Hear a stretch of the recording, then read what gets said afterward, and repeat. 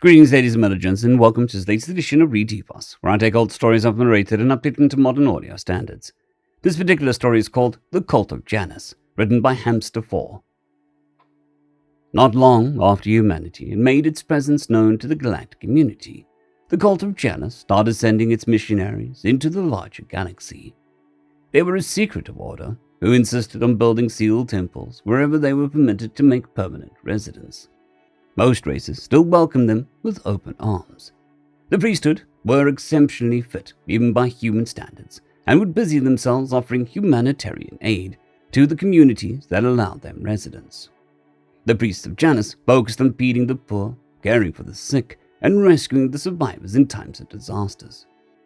Unlike most religions who grow through proselytizing, the priests of Janus would go about their work with no mention of their god, or the greater significance their work had in the wider scheme of things. Humans, and some non-humans impressed by the selflessness of the local priests, would petition for admittance to the priesthood of Janus. Using a selection criteria, as mysterious as the temples themselves, a select few petitioners each year were admitted to the great monastery on Earth. When these petitioners returned to their communities as fully ordained priests, those who once knew them would often remark how focused and polite they were. Yet human or not, none would disclose whatever secret the sealed temples contained.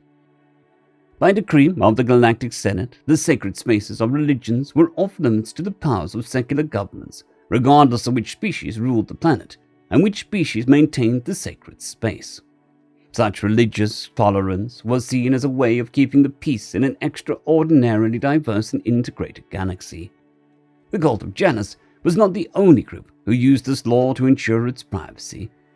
Many criminal enterprises hid behind the facade of sacred spaces to launder money, store contraband, or worse.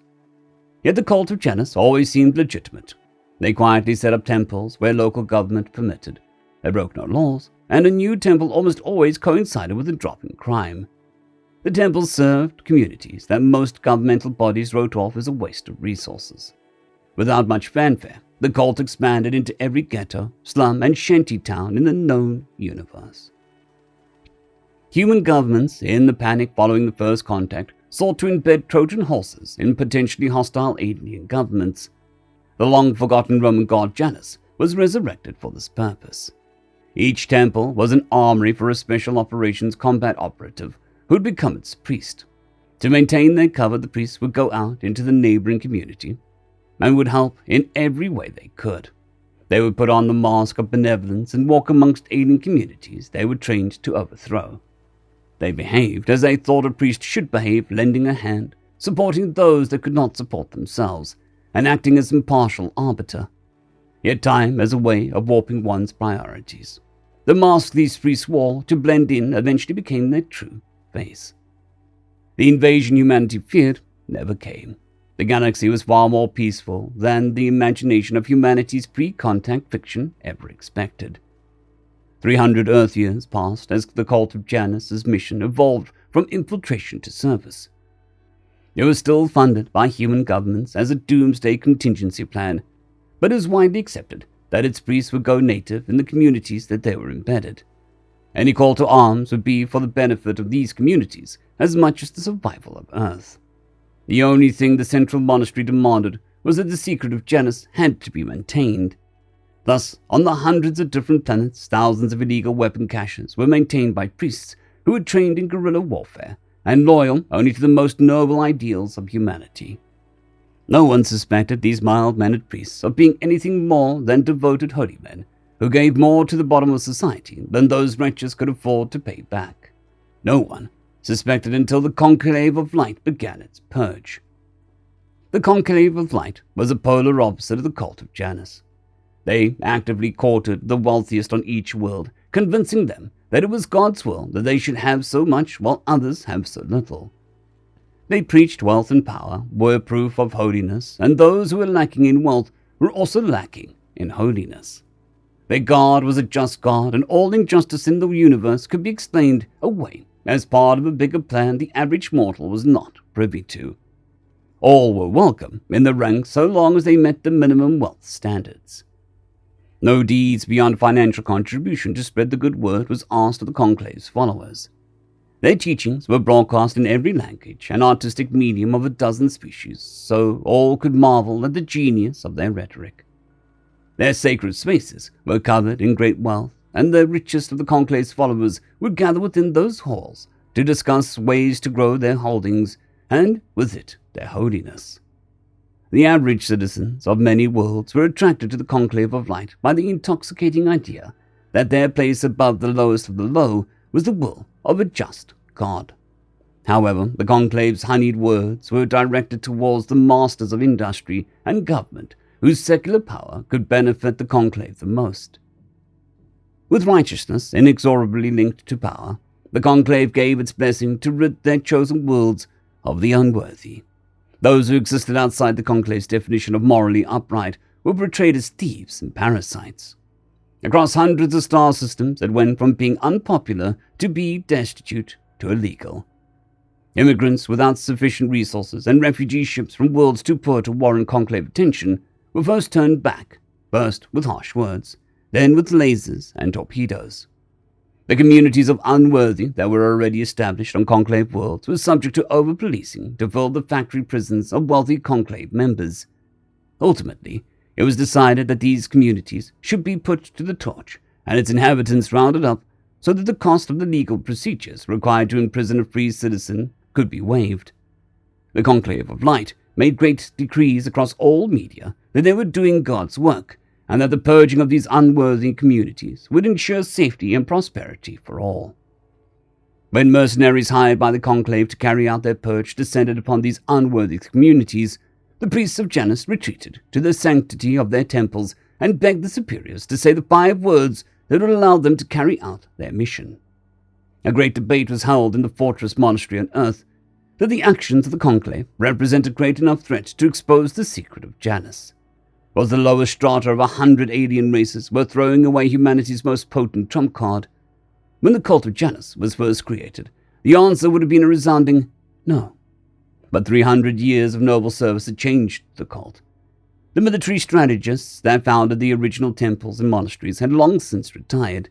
In their place, temple priests, who had grown too old for frontline service, now made up the senior leadership.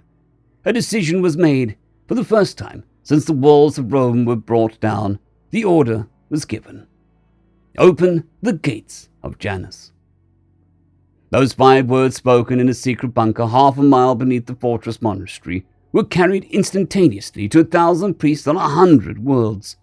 The galaxy got its first look at the true face of Janus. What they saw would rock the foundation of governments everywhere.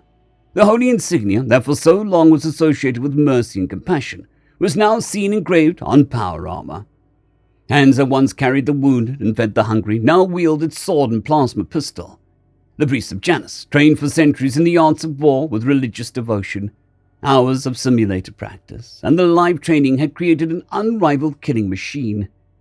When coupled with the purity of purpose that only a truly righteous man could ever know, the beings that charged through the gates of Janus were a more avatar of destruction than mortal men.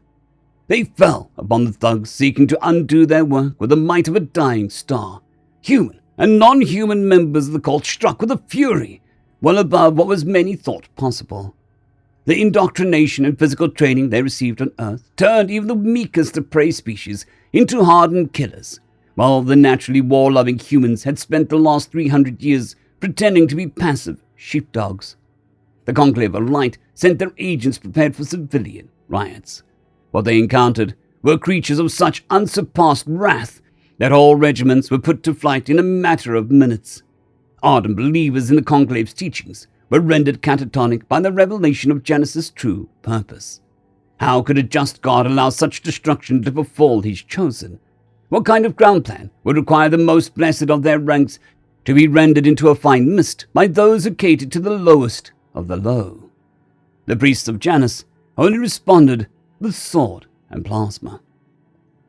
By the time the last war camp was liberated and the core of the Conclave's military put to flight, the upper ranks had realized how grave a miscalculation they had made. In terror, they retreated to the most impenetrable fortresses and bunkers on their respective worlds.